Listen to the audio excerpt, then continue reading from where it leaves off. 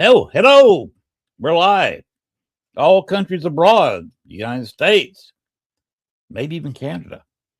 All ships at sea. Welcome to the show. If you're watching this as a recording, please send me lottery numbers. Need a new pair of shoes. Anyway, we're going to get started tonight's show pretty quick. First of all, we're going to talk about, we got to get commercials out of the way. Show the first picture, and we will talk about voices from beyond the New Orleans Paranormal Society. I will tell you what these people do not do. They do not take you beside a building and tell you it's haunted and walk on to the next building. They do not show you a tour of the front building of the house or look in a window or something and say this is haunted. They would take you to a building, sit you down, give you a piece of paranormal equipment, and say, this is the ghost that's primarily here. Have a conversation. And you'll be there for a while communicating with spirits. New Orleans is one of the most haunted cities in the United States, maybe the world. They've had a lot of deaths down there since the very early 1600s. And when they say they're leading a ghost tour, they're not saying that it's haunted. They'll prove it. So go ahead and throw the next one up. Here is their phone number, address. Contact them if you're going to be in New Orleans this spring or summer. Contact them, and they will take you on a real ghost hunt, or should I say, paranormal investigation. Not a tour. Be careful. You're dealing with New Orleans. Do not taunt the spirits on their tours, which also includes Andrew Jackson, by the way. Andrew Jackson Hotel, one of the most haunted hotels in New Orleans. But those spirits will strike out if you taunt them and say bad things. You'll find out the hard way what a ghost can do to you. But if you go down there and be nice to the ghost, you can have a nice conversation with a spirit. And we'll go ahead and throw out their video starting July 31st, August 1st and 2nd. Guess what they're doing? You want to come to New Orleans, have some fun?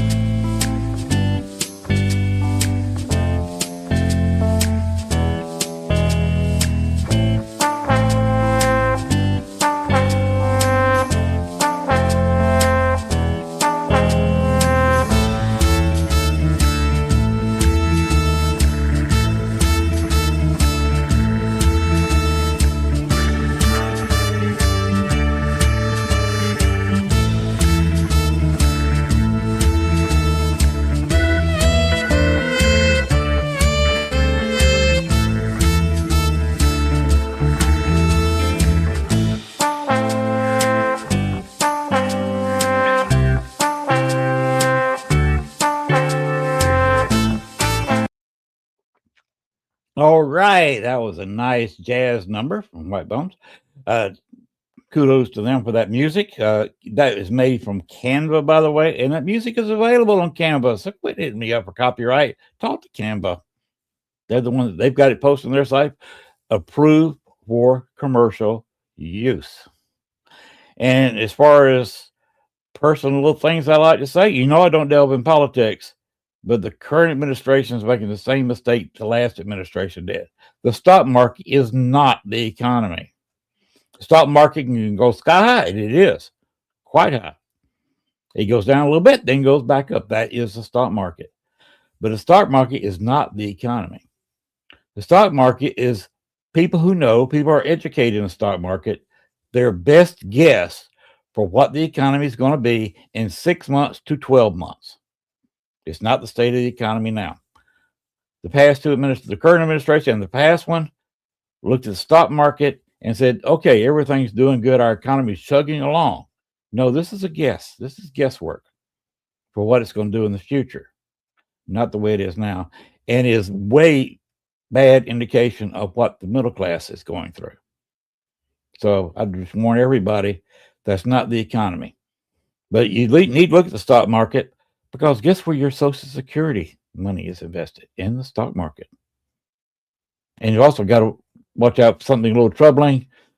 You, as an American taxpayer, now own about 12 businesses, including recent acquisition. Looks like we're going to take over Spirit Airlines. I will warn you, that is the road to socialism. Giving them a loan is one thing, making them pay it back, but buying their stock or giving them a loan and practically buying their airline, that is socialism.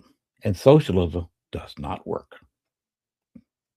People have tried it, and you look it up in Google, they will tell you it doesn't work, even unless you're on an isolated island and don't do any outside trade. That's the only place it'll work. You might can have 500 people try to make it work. They might make it work a few months, then it's going to break down entirely. Socialism has always, every time a country tried it, led to a dictatorship. So I don't really like. Now Obama did it. He rescued GM, but we, the taxpayers, bought a whole bunch of. I bought almost all of GM stock, but we put it back in the open market when they started making a profit and sold it at a profit. That was that was always question, but it did save a lot of jobs. So you just got to be careful with that kind of thing. And by the way, anybody who's got retirement money and Social Security, if you ever worked, guess where Social Security money is? In the stock market, friends. To keep an eye on it. Let's do what we can to keep that up. But the middle class has had no recovery since COVID, really. So we need to work on that. Everybody. All right. Let's go ahead and open the door to this show.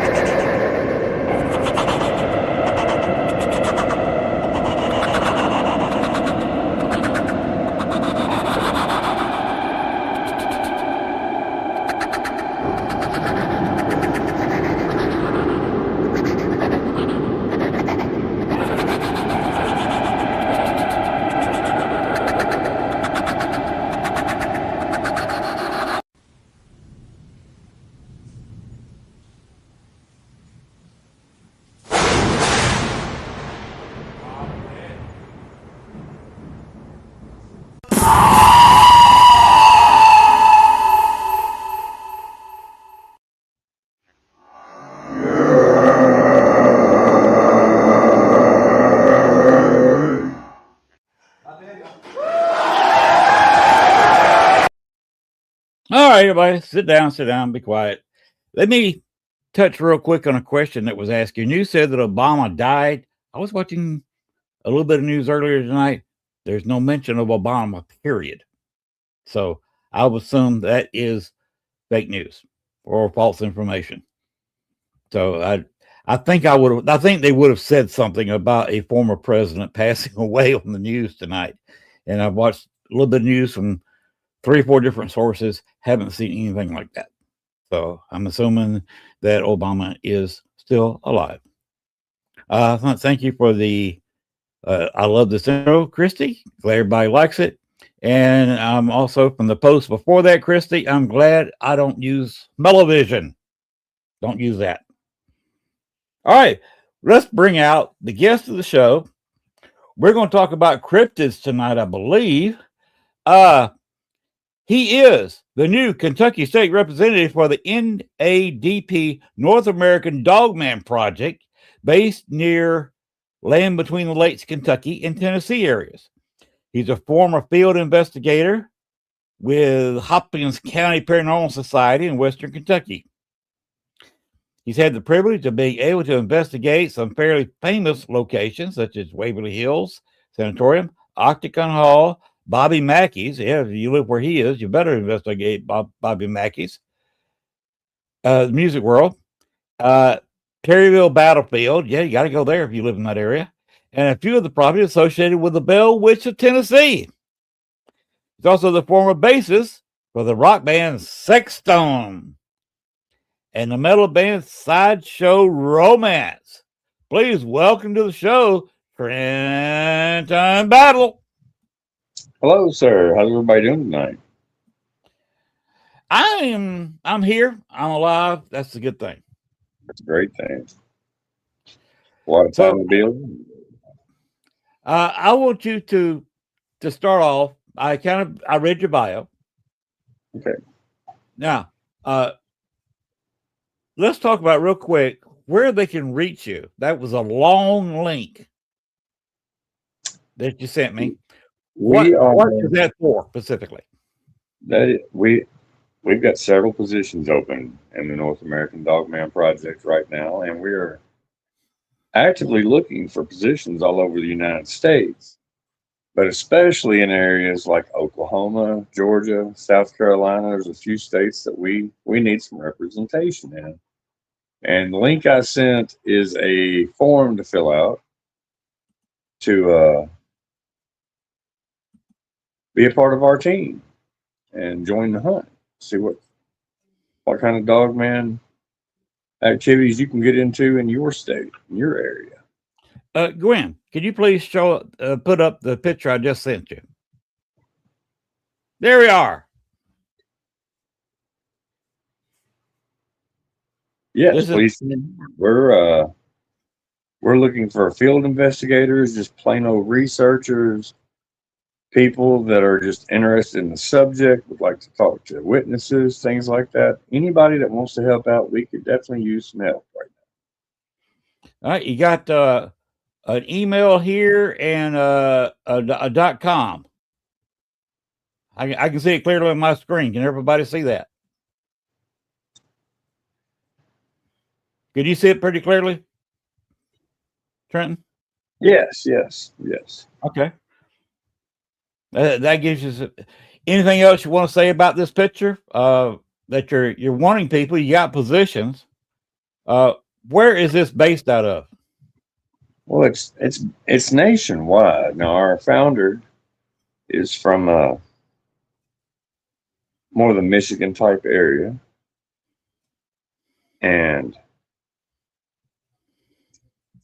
but there's so many stories that come out across the nation. We're talking Michigan stories, a lot of Appalachian stories, whether it be a Kentucky, Tennessee, Georgia, North Carolina, Virginia, West Virginia. That area that's a big hot spot too. Ohio's got a lot of stories. Missouri, and the Ozarks, Arkansas. So Oklahoma, these stories are all coming out, and we need people in place to help us get to the bottom of this. Okay. So you're looking for people to get into researching, maybe digging up some history, and talking to people who may have had a cryptid experience. Exactly. We're looking for all aspects. Okay. I have never experienced a cryptid. Not in real life. Of course, being in the woods, I've heard some things, but this area is starting to get too grown up. I used to have woods coming up to my back, practically my back door, but now I got a neighbor back here. I sold the property, and the property back behind him was sold, and now it's a cattle and horse ranch. So all the woods in this area are gone or further down where there's a lot of logging. So right. My chances for cryptids have really gone downhill here at the house. Well, cryptids have been something that's been on my radar since I was a little bitty. I loved stories about the Loch Ness Monster, Bigfoot, werewolves, UFOs and aliens, all kinds of things like that. And growing up, it just fascinated me. And I never really had a cryptid experience. Now I've been like you said earlier, I've been in the paranormal field for quite some time, but I had never had a cryptid experience. But I was camping out in land between the lakes at Twin Lakes Dispersed Campground back in the fall. This was about the last weekend of September, going into the first week of October. And I had been out there at that point, roughly 20 something days, I guess, at that point in time. And these 2 weeks, we started hearing this strange noise at night. And it sounded like an old, decrepit hound dog of some sort, trying to howl and bark all at the same time. But the thing that was weird about it was constant. So if you could hear it coming toward you, you would hear it all the way up to as close as it was going to get. Whoops. Looks like we have a gremlin running loose.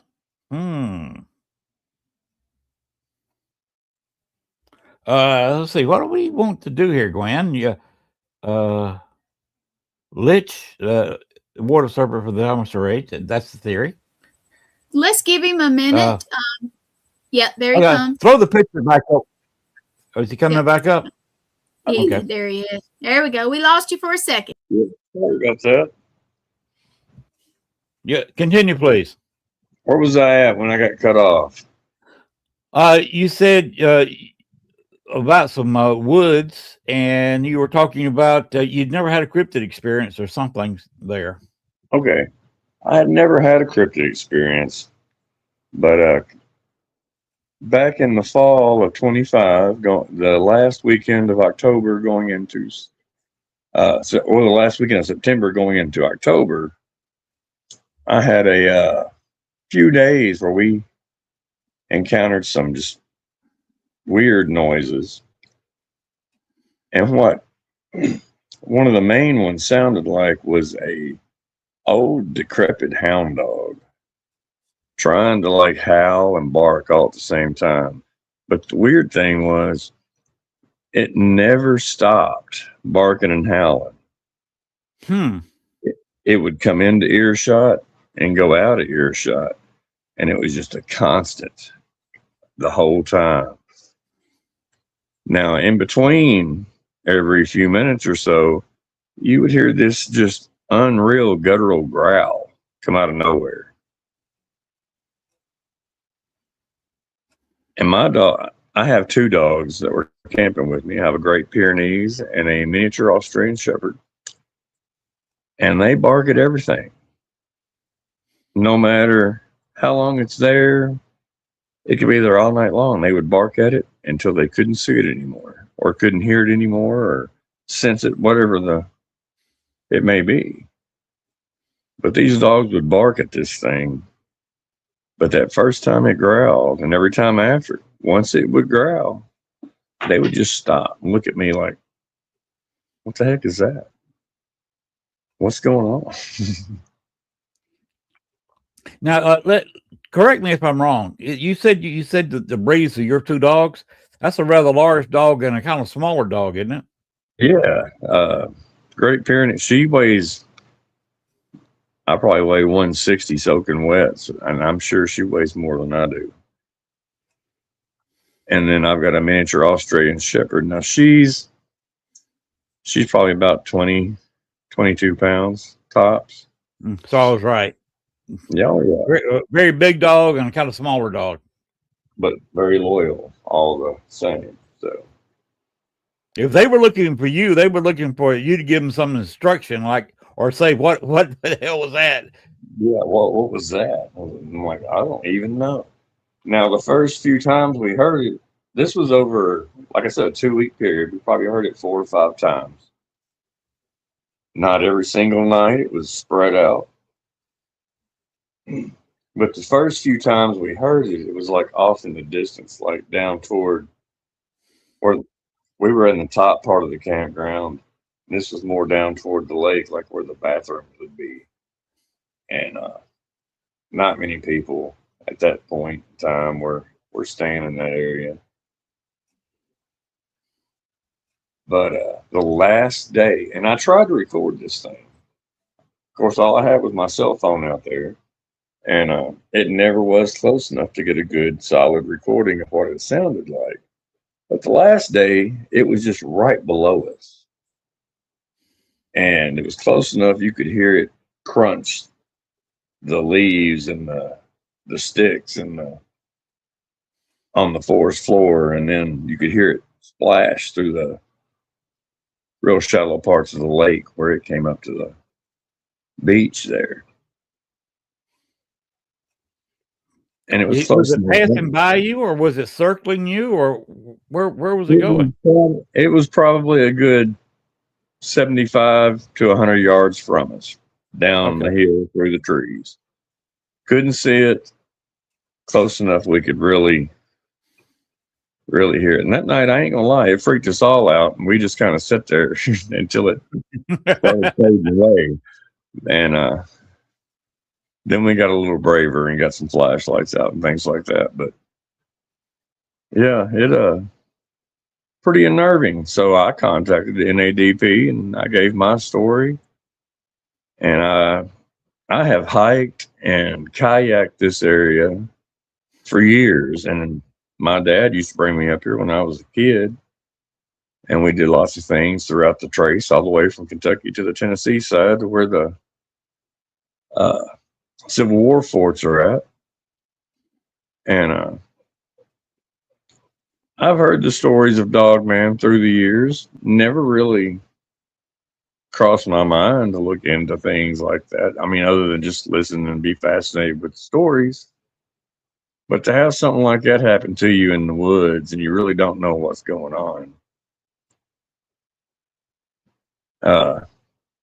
it made me want to maybe see what's going on. And lo and behold, Kentucky was kind of a bare state at the moment when I looked into it. And now I have, with my paranormal background and things like that, I've managed to become the Kentucky State Representative. And I'm wanting to put together my own team here locally and throughout the state. But I want to bring in different aspects of the paranormal world, whether it be UFO phenomena, hauntings, studies into telekinesis, biblical studies. Can you tilt your camera up? We see your nose. There you go. Native American studies, things like that. And we just want to, I want to make a team that can actually bounce ideas off of each other, because there's a whole lot. Like I said, I'm brand new with NADP, but I do have quite a few eyewitness testimonies coming in lately. And I can talk about them a little later on, but I can say we've had some anomalies like orbs and EVPs and things like that being caught at the same time we're having these Dogman encrypted encounters. So I want to bounce the overlapping paranormal phenomenon off some people from some different aspects of the fields, and just see what we can come up with. It's a crazy time to be alive. We witnessed some of this stuff with the Ohio Flat, where we had, what was it, 7, 8 Bigfoot sightings of some people that think they're fleeing the area. And then a few days later, we've got this meteor that explodes right over top of the same area where all these sightings occur. And I don't believe in coincidences. I don't know about you. I don't either. And there's definitely some coincidences we need to look at and get some fresh takes, some new minds on, and see what we can wash out in the end. You just need some help. I do. Absolutely. I've got a few people around me, a few good people, but I'm looking to build a serious little team here and really put some boots on the ground and see what we can come up with over the next couple years. So, where are you? Are you close to the Tennessee-Kentucky border, or? yes, I am. I'm located right around Eddyville, Kentucky, which is right outside of Land Between the Lakes on the northern entrance. And the entire trace is, I think, if I'm not mistaken, 40 some odd miles long. So between going straight through the LBL, it's about a 60-mile drive for me one way. It's a short All day right. trip here and back. So That looks like a very interesting area. it is. It really is. And we're surrounded by the confluence of the Ohio and Missouri, the Ohio and Mississippi confluence. Okay, There's so Gwen, many. I just threw another picture up there. Can you throw it up while we're talking about this? There's so many There it is. just crazy areas that have so much history. There's a lot of water here. There's a lot of war, and this, I mean, it goes back to the Native Americans and the mound builders, and it's got quite the history here. Is this heavily forested in this area? To a point, there's a lot of hunting land. There's quite a bit. Land Between the Lakes isn't anything to sneeze at. It's a pretty good size area between Tennessee and Kentucky. And I mean, we've got state parks on all sides of this. You got a national park right in the middle of state parks, all around the sides from the north to the south end, pretty much.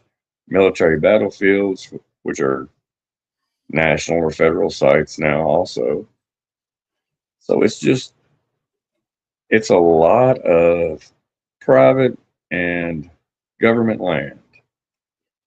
Wildlife Okay. area, The national. mound builders, probably maybe the Mississippian culture.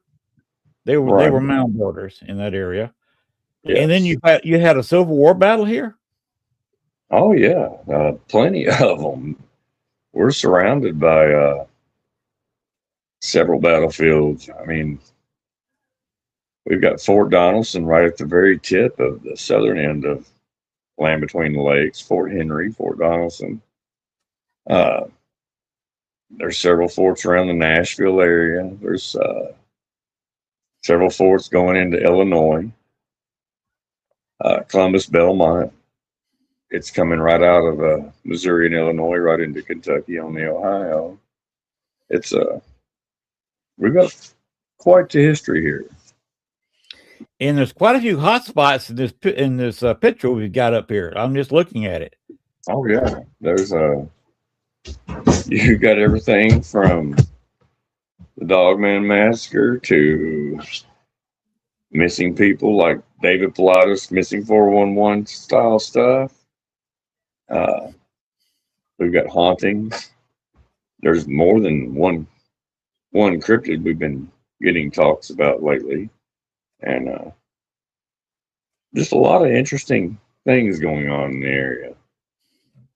Yeah, and if it's fairly well forested with all that water in the area, a cryptid, if you're saying it's a hunting area, that means there's probably deer or something in season there.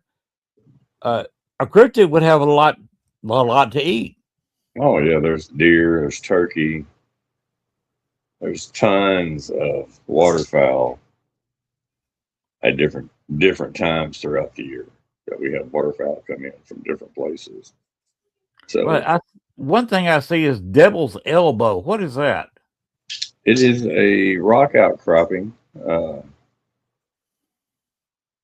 I'm not exact. I honestly can't say that I know where the name originated from or anything like that.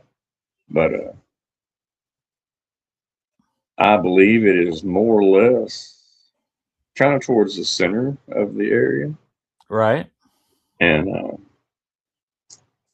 there's just been quite a bit of activity around the area. I know a lot of the activity happens more south on the southern end Okay. of the LBL, but So you got a missing person further south. yeah. But to the north of Devil's Elbow, you have is that am I reading this correctly? Old cemeteries? Oh, there's cemeteries strewn all throughout Land Between the Lakes. When they built the dams, it flooded the towns, and for a lot of the times, the old churches and cemeteries were the only things that were left standing. And going up, you got something called Golden's Pond, and right beside it, you've got what, a dogman zone? Everything below that is considered a hot zone for the dogman. Yes, you got a few places north of that spread out, but everything south is pretty much a pretty good hot zone in that area. Pretty good sized area. Yeah, it really is. Well, you do need some help just covering that alone, just that one spot. Like I said, it's about 40 miles from one end to the other, from where the dams start in Kentucky all the way into Tennessee. Well, I just give you a personal opinion here. If anybody in the Kentucky-Tennessee area is into cryptids, this looks like a great place to team up with you and go investigating. Yeah, that's what I'm hoping for. I've got a few interviews coming up with some eyewitnesses, and they're going to take me around to a few places. I'm going to meet a few new people, and we're going to get things started from there. So, you need a couple of good people, maybe some friends, and next thing you know, you're the popular man on campus because all of a sudden you got a bunch of new friends. Well, yeah, I already know there's a lot of people on campus down here, so I've got a lot of friends to make and meet myself. So. Well, I wish you the best in this endeavor. I appreciate it. I really do. So, keep me informed. Let me know if you when you get 3 or 4 team members, you start looking at this area, because I find this fascinating. This land between the lakes. Yes, it's there's so much history here, and I tell anybody just look into it. I mean, you're liable to find some of your own family history in there. So there's so many towns that were just washed away when all this took place. Christy just said do an overnighter. Is there any place? You got campgrounds there, right? Oh yeah, there's plenty of campgrounds from one end to the other. So there's a lot of groups that do overnighters, and that's one thing I've got planned coming up. So you'll be seeing some things coming from us. All right, that would be cool to spend a night or two in a trailer or a Winnebago or whatever you got, and just investigate that place up and down. Oh yes, absolutely. Like I said, that is a big undertaking, and I wish you all the luck there is. Thank you, sir. I do appreciate it, and I implore anybody to give us a reach out. You can reach out to me personally, nadp.kentucky@gmail.com, and we can get things started through there. You got your Facebook page too, right? Facebook, you can hit me up on Facebook at Battle Trenton. I'm under Trenton Battle at my name. I'm sure somebody will be contacting you because that looks like a fun area to go to. It is, and I got a few people that's expressed some interest, so we're starting to slowly get some people to trickle in. But like I said, we're especially looking for some people from like Oklahoma, South Carolina, and Georgia. We really have some spots we need to check out down there, and we really don't have anybody stationed there right at this point in time. Well, there are parts here in Arkansas, but I have no experience in searching for cryptids. And with 2 fake knees, it's not like I can go running around the woods. I hear you. My knees ain't fake, but they don't like running anymore either. So, So either one of us or an investigation, we pass somebody, a miracle has just occurred. that's exactly right. And they might want to try running quicker. Exactly. Exactly. Because we have had a bear here in the town I live close to. 2 or 3 times we've had bears here. I got you. And of course, I got a gator right down the street. That can come in handy sometimes. I can see that. Yeah, makes it nice when you want to get rid of a body. There you go. Ain't nothing wrong. Now you've had some experience in ghost hunting before. You seem to have quite a resume there. Well, I've had the opportunity to do a few cool places. I got to admit, Waverly Hills was something else. We actually, I actually wasn't on an investigation during that. My guitar player from Sexstone just happened to secure a private investigation. They do several throughout the year. I think this one was in February of 2016, 15, 16. And basically, we went to Waverly Hills with 13 people total. We got to go in about 8 o'clock in the evening, do a tour. We got to go investigate. Now, when they let us go, of course, on the tour, they take you to all the famous haunting places. Of course. So basically, what we did was the two I was hanging out with, we were going to the places that weren't on the famous list. That way, we knew everybody in the group would just take off and try to get the hot stuff or whatnot. We're walking down through the halls, and I don't know how much you know about Waverly Hills, but on one side, it's pretty much open air, like the old tuberculosis clinic. Right. And you've got the inner hall and then the closed off rooms on the very back side. But all of the stairwells are kind of centralized in 3 different spots along the way from one end to the other. And at one point, we heard what sounded like 2 or 3 people running up the stairs. So we was like, well, we're going to go see what's going on. And we weren't but just a few feet from the stairwell. And we walked over, we shined the light down, we shined the light up. There's not a soul in sight. Not a single person was running up and down the stairs. Now, right around 10 or 11 o'clock at night, they order pizza for everybody. Bring everybody back into the gift shop. Serve you dinner, give you drinks, stuff like that. So we hurry up, finished our dinner, and decided we were going. Have you ever heard of the body chute? The old tunnel front that runs into the old train station where they would load the bodies onto the train, supposedly. Well, after dinner, we decided we was going to hit the body chute because we knew where everybody else was at that point. And it actually wasn't too far of a walk from where we were at in the gift shop starting out. But as we got to the chute, you start downhill, kind of going into the tunnel.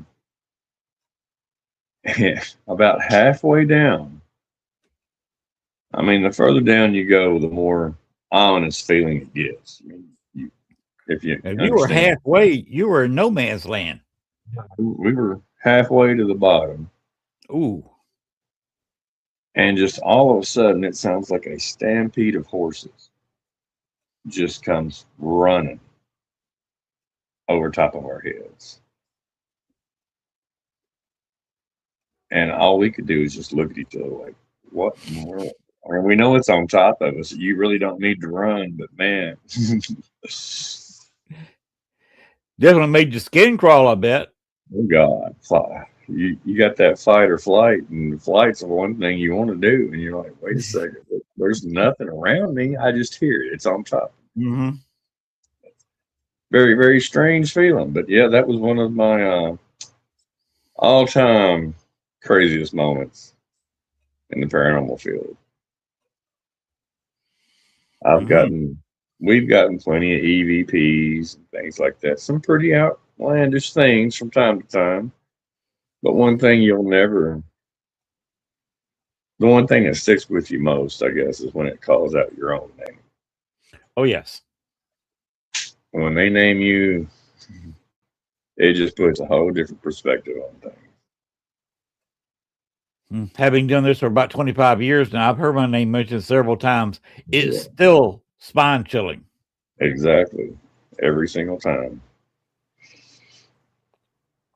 Now, what did you ever find anything at Bobby Mackey's? Because I've heard mixed things about that. Some people said they didn't find much.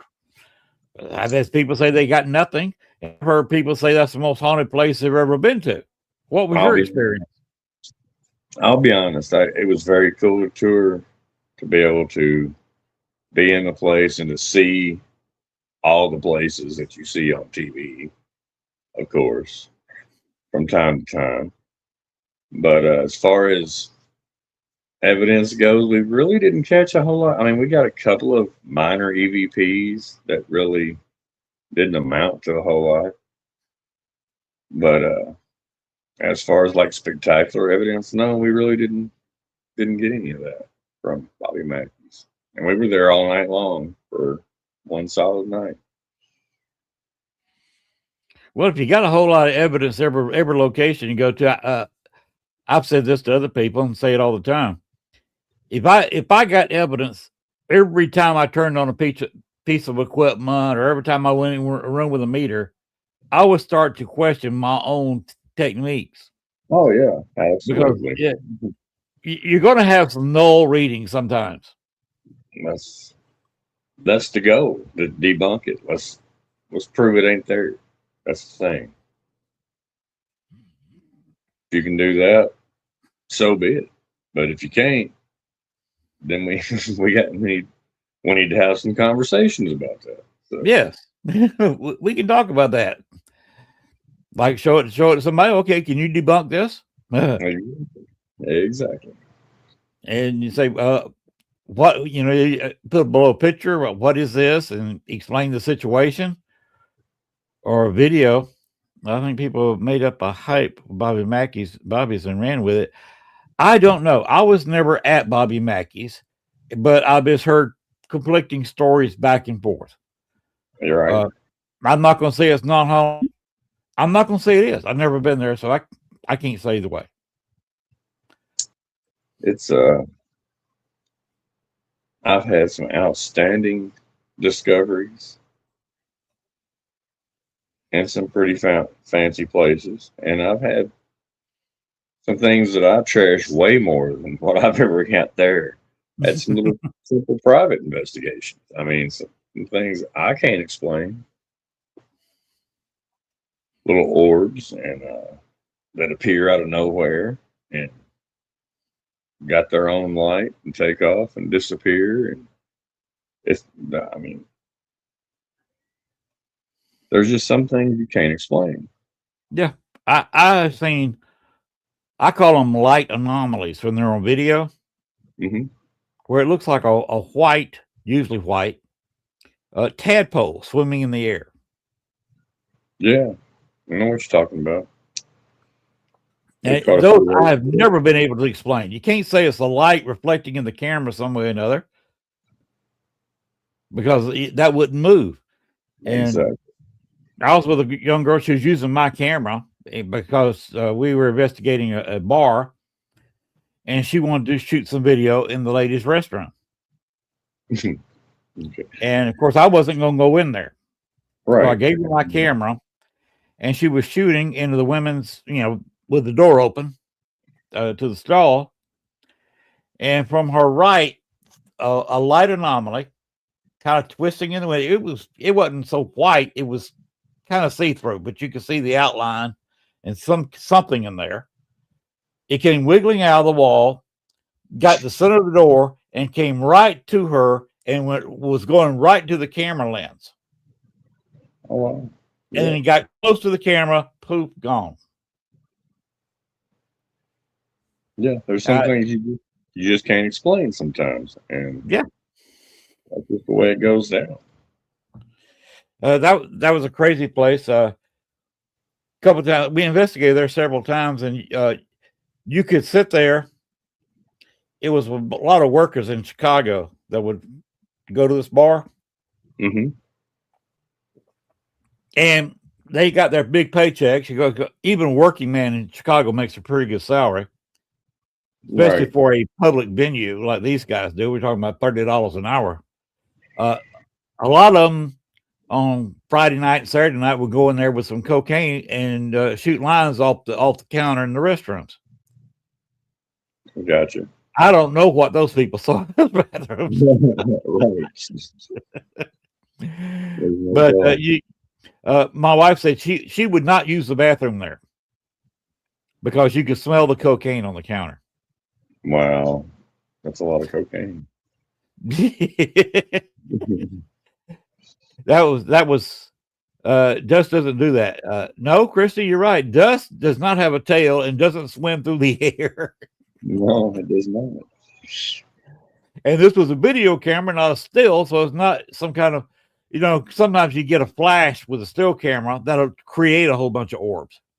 Right. That's just more if you're in the air or a bug or something. Exactly. This got close enough to the camera, you could see there was no wings. That's nuts. That's pretty nuts. It's crazy. What is your favorite piece of equipment when you go on a paranormal investigation? I really like the spirit box. I like the fact of using the white noise and just jamming through a bunch of channels and putting a few words together to make a sentence that comes from different places. You ever heard your name through that? I have several times. That's creepy, isn't it? Very, very creepy. But even if you're scanning channels, what's the odds of a DJ or a commercial saying your name? Yeah, that's while you're listening. Mine's not all that common anyway, so not at all. No, very unusual name, but Trenton's a good, proud name. Yeah, I ain't ashamed of it by any means, but no, to hear it on the radio or to hear it anywhere very, very often is unheard of. Yes. And that's not a standard commercial. No, not at all. They're not like a used car lot to say, hey, we got plenty of Trenton automobiles right here. That doesn't happen. There's no such thing. Maybe in New Jersey, it's about it. But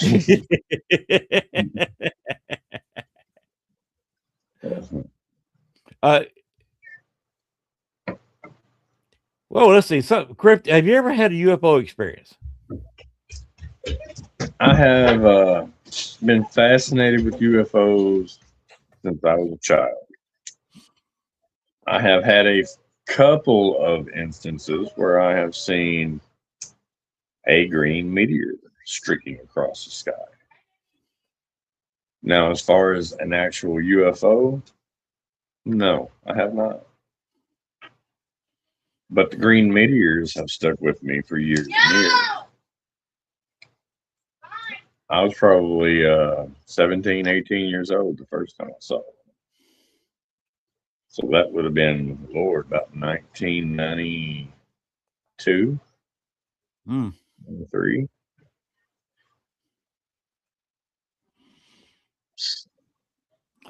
Yeah, that's something else. That's why I'm just a paranormal investigator, basically a ghost hunter, because I've never had a cryptid experience, Never had a UFO experience, but I love hearing people talk about it. Yeah, I mean, that's one thing that I'm looking for right now, especially this area. I'm looking for a team, but I also want to hear people's stories. And I'm not, it don't have to be a dogman story or a cryptid story, Bigfoot, whatever. I want to hear your UFO stories, your hauntings, your strange history, missing persons, monster fish. If you got a weird story about the area, I want to hear it. And let's make a database of everything that's going on and has been going on through the years. Yeah, my parents had a cabin on the Georgia Alabama border, Hmm. and our cabin was on the Alabama side. Okay. And I was up there by myself, me, a dog, and a couple of guns. Okay. That sounds southern, doesn't it? Nothing wrong with that. Anyway, I was sleeping, and all of a sudden the dog jumped up, and the front was a porch, full width of the house porch. Right. The dog heard something, barked a little bit, and I asked him to be quiet. And it's something that I had the door to the porch locked. I had the screen door locked. It's just a latch. You just a Right. screen door. Simple. You can reach your hand through the screen on the latch if you want to. The latch is not going to keep anybody out who wants to get in. But they would have to tear through the screen. Anyway, I heard something grab the handle and shake it like they were trying to get in. Then I heard footsteps on the porch. The dog by this time was going nuts and started rattling the doorknob. There was the front door of the cabin from the porch. Right. And I just started at the top of my voice, said, "Look, there's a dog in here, and I have 2 loaded guns. You come through that door, you're going to get shot." And the rattling doorknob stopped. I heard a couple of footsteps, heard the screen door rattle, and of course I was up the rest of the night. But I wasn't going to go outside in the dark and confront something. Yeah, I don't blame you. I waited until daylight, carried both guns with me, walked out on the porch.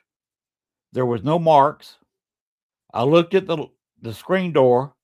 It was still latched and no break-in evidence. So we got a couple of storage areas on the porch. I looked in them. There was no raccoon, no nothing. Right. Nothing on the porch had been disturbed. And the screen door was just like I left it. That's nuts. That's a spine-tingling story. Yeah, it is. And with Christy Richa says, what is it with cabins in the paranormal? We're talking about a cabin on a backwater on a major lake just off the Chattahoochee River. Okay. So you've got the river energy. You've got a rather large lake that stores a lot of energy built in the woods. Now I could get in a boat and be at somebody else's cabin in a couple of minutes because you can see them. To drive to those cabins, to get to the closest one, would take about 10 minutes. Right. And to get to some right across from me, I would have to drive miles to get to a cabin that was just across the water from me. I could swim to in 5 minutes. Yeah. That's interesting. Plenty of woods, plenty of deer. There's plenty for cryptid to eat. There's plenty. People have been fishing there for years. That's why my father built the cabin there. Mm-hmm. So it's got some history, and it had 2 springs with about a mile and a half long streams, springs that had streams coming off of them, running into the lake. Okay. So there was running water, and so there was Native Americans in that area. Oh yeah, definitely. Yes, before the lake was there, the river was only about a mile and a half away. But in this area, had two small streams with that springs were feeding. So there's probably been habitation there for years and years. Definitely. And I never could figure out what was rattling that doorknob. Because it couldn't have been human, because they went through the screen door and latched it behind them. How'd that happen? The screen was not torn. There was no damage to the screen. The area that I am from is called Dawson Springs, Kentucky. Mm-hmm. And it's actually was famous back in the 1920s for its mineral springs. Okay. The Pittsburgh Pirates would come down and they'd hold their spring training league every year at the ballpark downtown, and they would bathe in the springs and drink the water. And there's a bunch of big hotels in the area, a big old tuberculosis hospital. It was several different buildings, but it was still a rival to what Waverly Hills is like today at that point in time. Now it's in the last since the 80s, they've torn a whole lot of it down. There's only a couple of the old buildings still left on the property. But all in all, it's also settled right on the banks of the Tradewater River, which is named after the early pioneers and Native Americans trading with each other in these locations. Christy had a question. She said, the cabin has no ties to the spirit. Why be protective of the cabin? The spirit may not have been protective of the cabin. It may have wondered what the cabin was and who was there. They may have been attached to the land. Yeah. Well, I was kind of going with the cabin because in my area, I was in my early 20s. I was just starting to play in some bands and things like that. Not too far out of high school, I was still playing some basketball here and there. But like I said, I've always had a fascination with the paranormal, whether, like I said, whether it be ancient civilizations or unsolved mysteries type things, cryptids, UFOs, you name it. But I have a very strange story, and the name of the road we were on is Log Cabin Road. Okay, want to raise the camera back up again? Oh, there you go. The name of the road we were on is Log Cabin Road. And okay, makes sense.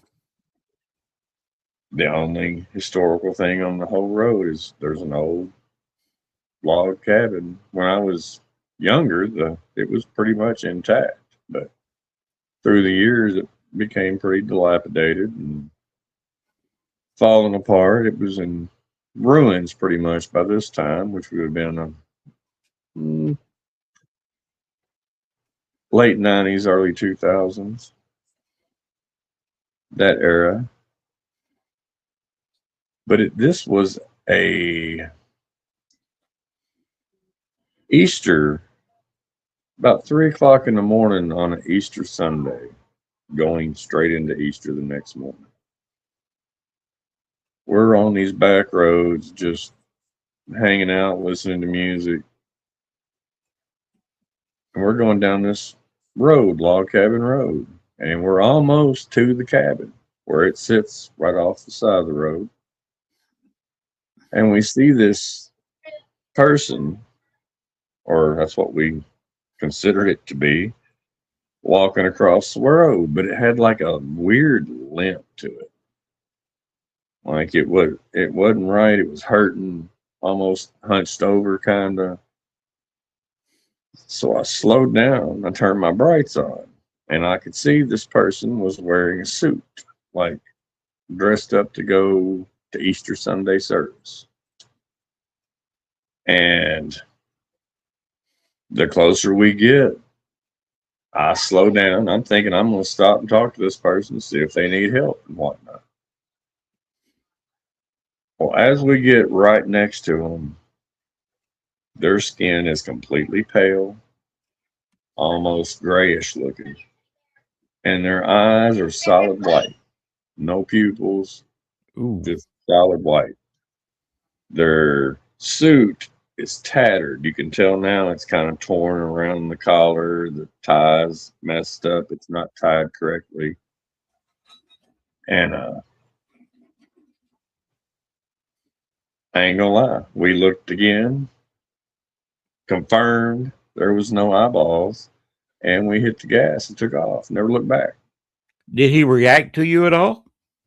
It stepped back as we were. I mean, this thing was within inches of my car. I had to actually pull over to get around it. I had to pull over kind of off the road a little bit to get around it. There's a couple of very old churches right down the road adjacent to where that road comes out onto the next main road. But 3 o'clock in the morning, it's a strange time for anybody to be walking around in a suit.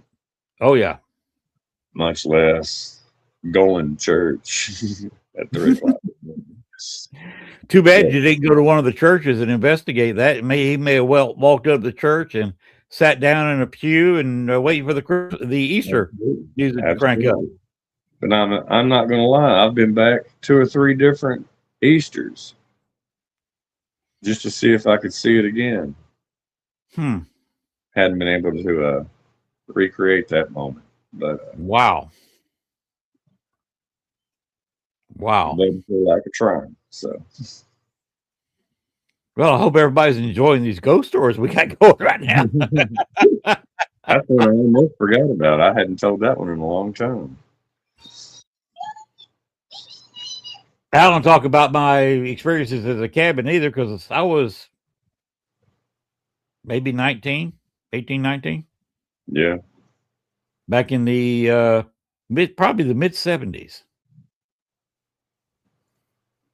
I had my first encounter. I was probably 3 years old.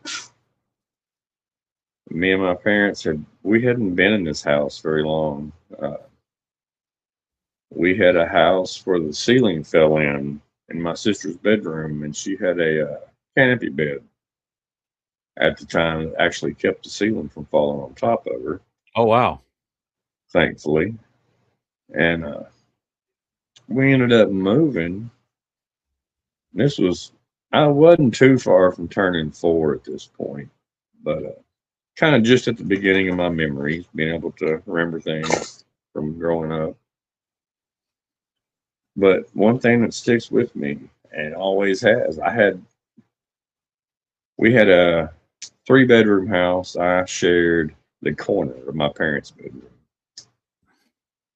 At that time, I had a little bitty bed right underneath the window. And at 3 years old, I was sleeping right in the corner by myself. And one night I woke up. It was probably around between 2 and 3 o'clock in the morning.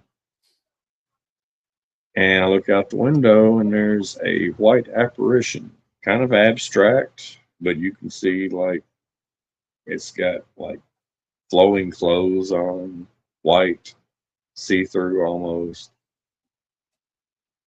And this house, the window is probably almost 2 stories off the ground. So, and there's no deck or anything like that outside the window. So nobody's standing there. But at 3 years old, that stuck with me, and I'm pretty sure I slept on my parents' bed the next 2 or 3 weeks after that. Did you tell them about this, or did they believe you? I did. My mother had she's had a few experiences over the years, especially like having almost the sleep paralysis type events, and then it feels like somebody's sitting on her chest. Like she's got her eyes open and she can't move and she can't breathe, and somebody's sitting on her chest and won't let her up. So my parents believed me. My dad wasn't real thrilled about it, I don't think, but I did manage to sleep for almost 2 weeks, I think, in their bed. I got some comfort out of it. I wasn't sleeping by myself for a little bit. That's for damn sure. Not at 3.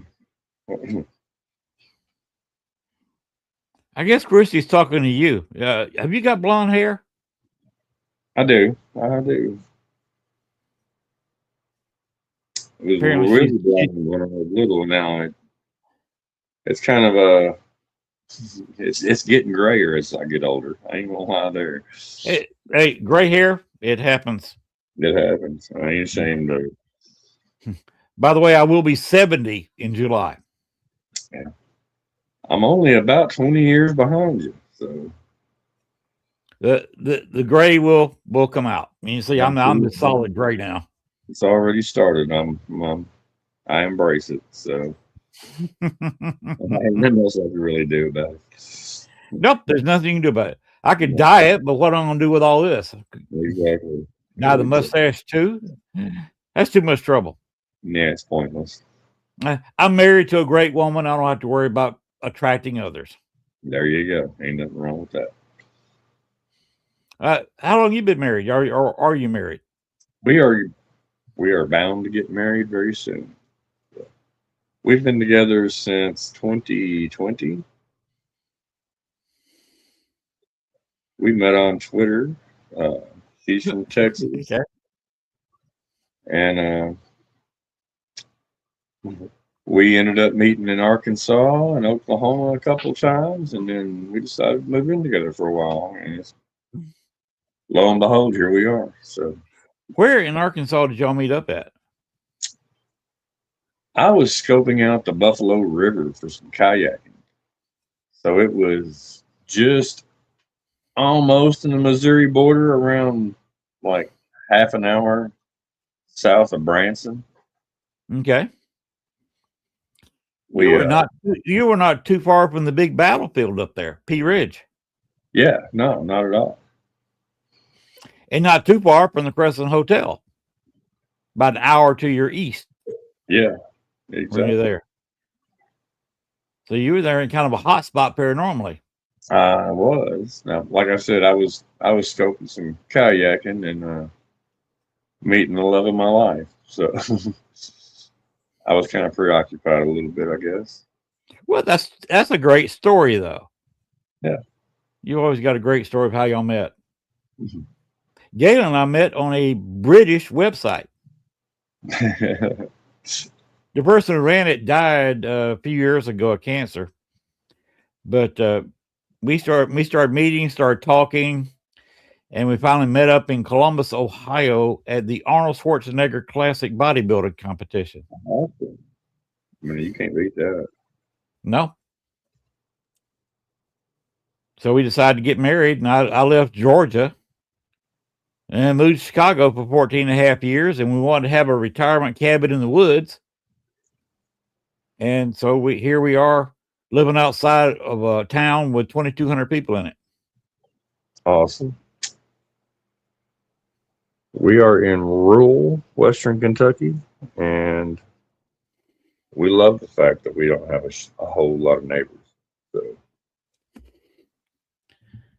now you got your Arnold Schwarzenegger story. I'm gonna have to tell you my Andre the Giant. You tell me yours, I'll tell you mine. All right. I was about to turn 5. It was 1979, New Year's Eve, going into 1980. My parents sold Amway. I'm not sure if you know what Amway is. Yes, I do. They had a lot of cleaning products. Yeah. They had clothing. They had all kinds of stuff. Just any. Amway's got about everything. At least they used to. I don't know about now. But they started out with soap and then just expanded into everything. Soaps, shampoos, lotions, you name it. They had medicines. They had everything. But my parents got into selling Amway. and when I was a little kid, and we had an Amway convention in French Lick Springs, Indiana. Now, that's another big historical ghosty spot. Of course, I didn't know that at 4 years old, almost being 5.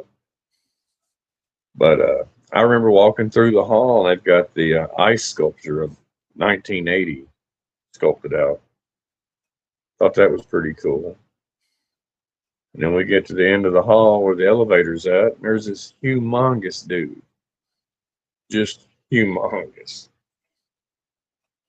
And he looks down at me, and he picks me up and holds me in his arms.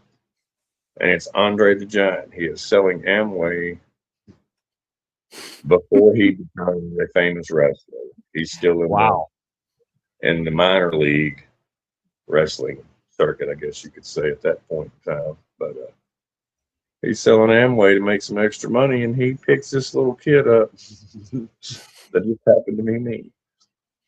He was a friendly guy, and he was great with kids. Yeah, he was. Jeff Taflin, Taflan. I'm not wearing my reading glasses.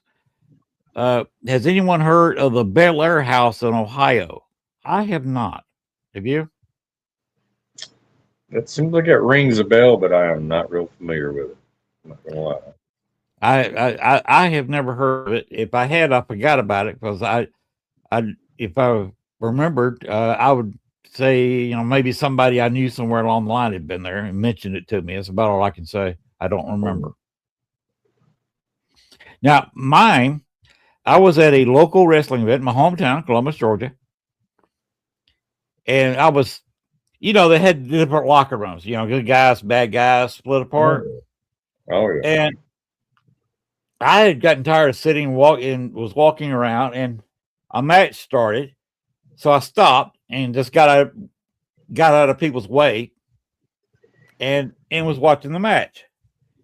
And I was right outside the good guys' locker room. And I was standing there, of course, completely absorbed with what was going on in the ring. Right. And all of a sudden, I felt a weight on my right shoulder. So I said, okay, somebody has got their hand on my shoulder.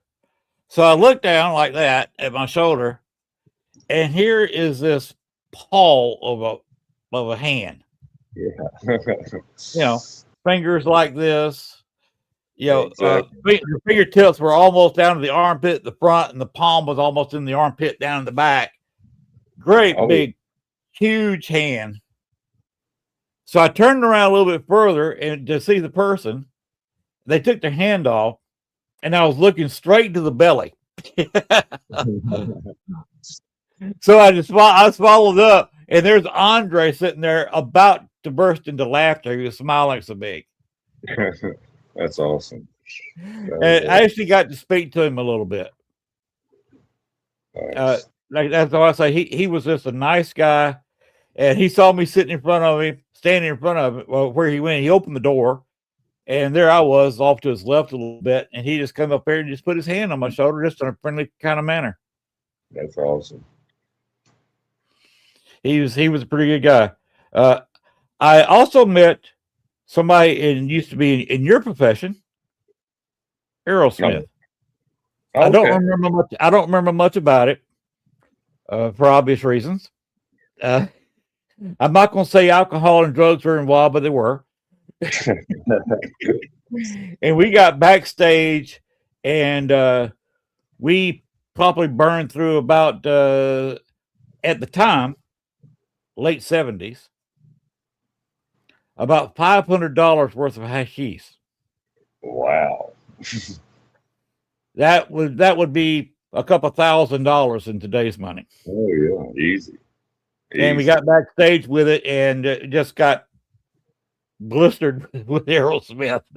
That's awesome. Story, dude. That's a cool story. Lord knows I've hung out with a bunch of bands, so I've got some stories under my belt there. Yeah. I was a DJ at a nightclub for several years. I worked with a band in the early 90s. You ever heard of Cowboys in Dothan, Alabama? It sounds familiar. I ain't gonna lie. It does One sound of the familiar. largest nightclubs in the country. Yeah. Okay. Huge place. I mean, it had 5 or 6 bars on a busy night. Right. And it had a big band stage. Had it fixed up right. You had the door that you need to run your equipment in and out of. They could back the truck right up to that door, open the door, and you were looking at the stage.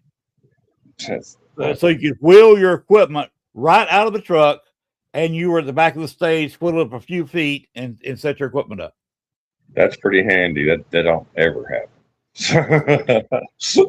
They had this place set up right, and I was talking to somebody on the show a couple months ago, and they had actually been there because I didn't know it was still open or not. I heard a rumor they shut down, and they said, "Yeah, Cowboys is still open, still just like it always has been." I said, "Okay." I know That was a popular place. We played at a place in Nashville called the Mercy Lounge. We done a big Halloween event there one year, and loading in was a nightmare. You had to load in, go up the elevator, and then go through the dressing rooms and out through the crowd, and then get on the stage. And it was a mess. But loading out, they had that set up right. All we had to do was go out and take the emergency escape. That's how we loaded up. Right down to the car. Boom. He's out. He's done. The only problem with Cowboys, it was an older building, and of course, he had pipes running around where they used to connect lights. Been operating for a couple of decades. Right. So they weren't used anymore because lights change in a decade or so. Oh, yeah. And different bands. But the issue was you always got the female groupies. They would go up there and jump up to these pipes that used to hold lights and swing on them. Oh, Lord. And of course, a lot of these women during the summer would have, the tube tops on. Oh, yeah. And you know what happens when the girl reaches up here like this? You know what happens to that tube top? Oh, it's only covering the navel. That's all it's covering. And they were swinging in front of the band. And here's this guy trying to sing, beat the drums, play the bass, and seeing a topless woman swinging back and forth in front of it. Exactly. They wasn't doing that on purpose. No. The nightclub life is insane. If anybody that has not worked in nightclubs, you missed it. Oh yeah, it's a different world, that's for sure. Totally. You got a world outside the door. You walk in that door, regardless of what door you walk out of, the band door or the front door, it changes immediately. Yep. What instrument did you play? You said we're in a band. What you play? I was a bass player. A bass player. I was a bass player. You got to learn how to play guitar first before you learn bass, right? Absolutely. I was a rhythm guitar player for years before I was ever a bass player. So. Oh, Christy said I was one of those women watching. I think this man sing.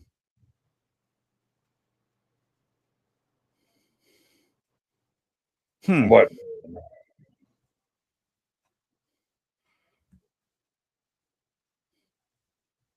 Christy, where did you see Trenton?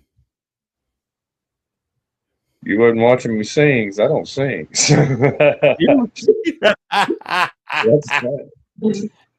Well, you got a nice deep voice. You could probably sing bass. Well, I could get away with it, but that's not something that's not my forte. So. Oh, well, you got to learn how to play guitar before bass. That's what somebody told me years ago. Oh, yeah. I learned to play guitar years before I learned to play bass. So I was probably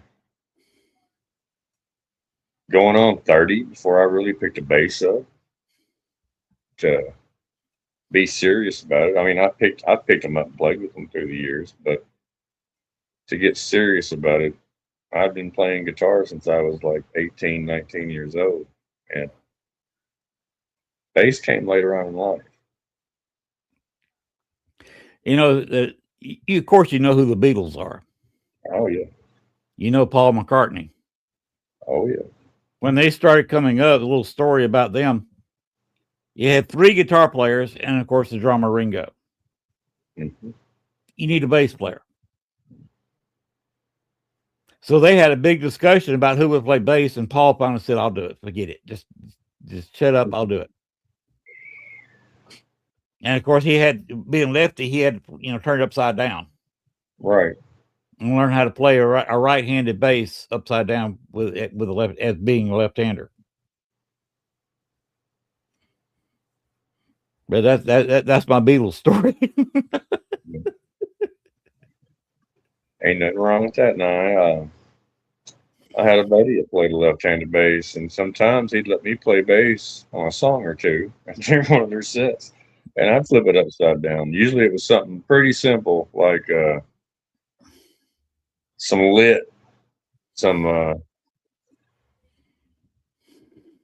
just something easy, 2 or 3 chords, some Ramones, something like that. You never know. I mean, just something that I didn't have to think about.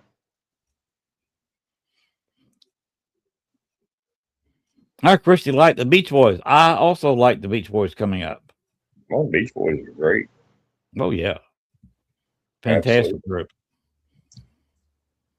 I'm a metalhead at heart, but man, I love all music. There's no doubt about that. So, Oh, you've heard of Steppenwolf, hadn't you? oh yeah, absolutely. Back in 1991, I'll tell you the year, they were playing in Columbus, Georgia. I was working third shift. So I see this. It was time for the clubs to let out. So they had an old truck. Here comes this old truck. It says Steppenwolf. And I said, this can't be. This has got to be somebody who copyrighted the name, probably somebody that worked with the group and paid money so they could put Steppenwolf on the side of their truck. This is not the group. Turns out it was not the group. Of course, the original group had split off, but the lead singer still had the name, still had all the rights to the songs. He had hired some younger guys to play with him. Oh heck, okay. And they learned how the original guys did it, I guess, and they sounded like the original Steppenwolf. So I got to meet. I talked with them about 45 minutes. Nice. That was an experience talking to somebody that I listened to their music to in the late 60s. Yeah. And about 5 or 6 years after that, he completely retired. Wow. He was older than I am, so I hope he's still alive. God bless you. Yeah. Enjoying his retirement like I am. I've met a lot of people I really looked up to through the years. A lot of them were turned out to be really great people. I've been disappointed a few times, I'm not going to lie. But for the most part, most everybody I got the opportunity to sit down with turned out to be really straight shooters, straight up people. So they didn't care to tell the stories. They didn't care to tell you all their horror stories through their old bands getting to where they were now. So Jeff Talon said, a nice chatting with us. He said to look up Bel Air House LLC. okay, I will look into that for sure. You will see the goat or the paranormal goat. Good night. We had there's Goat Man. I don't know what he's exactly referring to there, or the paranormal goat. I always think of Goathead Productions or the Goat. We do have the Pope Lick Monster in Kentucky. It's kind of a goat man type deal, so that's a possibility. Kentucky has some strange cryptids. I'll just put it that way. We've got plenty. Well, you got a lot of empty land up there. There is. There's a whole lot of empty land. Yeah, because I've been through the state a couple of times. In fact, I was at a convention over the weekend in Louisville. Nice. Back in the 80s. It's a lot more across the state. But not far from Louisville and Lexington, you got Red River Gorge, Daniel Boone's National Forest. And then that leads right in to the edge, the foothills of the Appalachians before you get into eastern Kentucky and the real hollers down in that area. So, of course, I know what a holler is. I don't know about everybody else.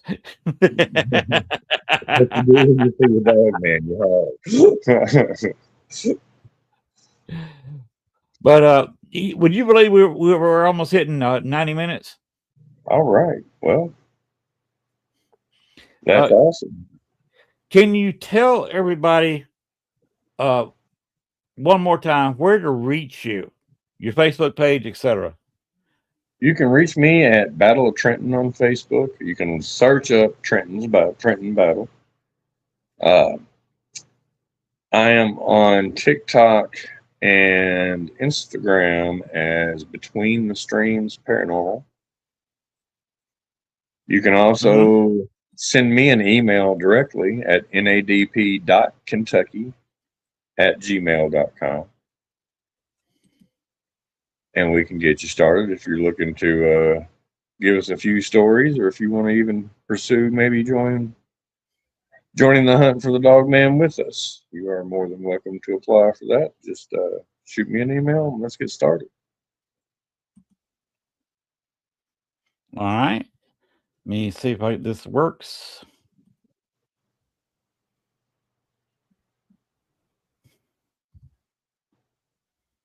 Okay, that is one hell of a link, but there it is.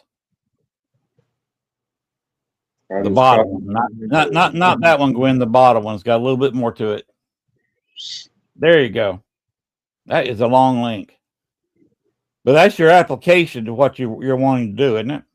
Yes, that's the form to fill out for recruitment into the North American Dogman Project. All right, and go ahead, Gwen. Put the giant werewolf back up. Join the hunt. Here's two of your emails. That's still a good email for you. Now that's for I'm pretty sure that's our main director. Okay. And then we've got a Jen Jacob. She is the one responsible for this poster. The other one will go straight to her. So you can, I believe she is the Indiana state representative also. So. Okay. So y'all are looking for new people all over. Yeah, we're looking for people everywhere. All right. So you need to contact the main people there, or contact you if you're in if anybody's in Kentucky wanting to join up with you and have a good time. Exactly. Come on board. Because if you're not having a good time on any kind of investigation, you're doing it wrong. You are doing it wrong. I ain't gonna lie. And I ain't gonna lie, it always ain't a good time either. But sometimes you just do it wrong. But well, I have been on investigations where you're cold and miserable. Yeah, it happens. I ain't gonna lie, it happens. I've had my questionable nights. I ain't gonna lie. I wouldn't trade them for the world, though. Yeah, I got an attachment in an old speakeasy in Chicago. That's no fun either, taking an attachment with you. No, it's not. That was in my early days of the paranormal. All right. Well, if you got anything else you want to tell the world, well, we go ahead and jump out of here. Just give us a shout if you're interested. If you've got some stories, we want to hear them. It doesn't matter what state you're in. You can send a email to any of those email addresses, and nothing else will point you in the right direction. But get a hold of us. Look for some more news coming out. I've got some eyewitness testimony I'm about to check out this weekend, and won't be long. I'll have some more things I can talk about. All right. It sounds like your group needs to, on nationwide, get your own podcast. We're working on that as well. Just a suggestion, because there's no better way to recruit than having a podcast that's on Facebook, YouTube, and wherever else. Indeed, I mean. Okay, for the state of Florida, we need 5 people to get together and form a team to go on some hunts. Send us an email. We'll give you the information. There's no better way to do it than the podcast. Exactly. Because you can get on there on YouTube and Facebook. A business can't buy that kind of advertising. No, it cannot. Instead of a 15-second ad on YouTube, you've got an hour and a half long show where you can talk about stuff. Exactly. And using something like StreamYard, you can have up to 10 people. Hell, you have your meetings on here. Yep. So it's an amazing platform. It is. It really is. All right. We can go ahead and take a photo down. And Trenton, it's been a pleasure. Lynn, thank you so much for having me. I've enjoyed it. And keep me informed. I sure will. We got a lot of new things coming up. I'll be in touch. So. All right. You've met Gwen tonight. She's the producer. So Absolutely. if you want to come on, we have over 20 shows. If you wanted to appear on another one and discuss stuff, okay, it may have a little bit different following than I do. Gwen be the person to talk to. She'll set you up with somebody, and we'll put you again just on the All Access Network TV network, just not me. There you go. Thank you very much. I appreciate that.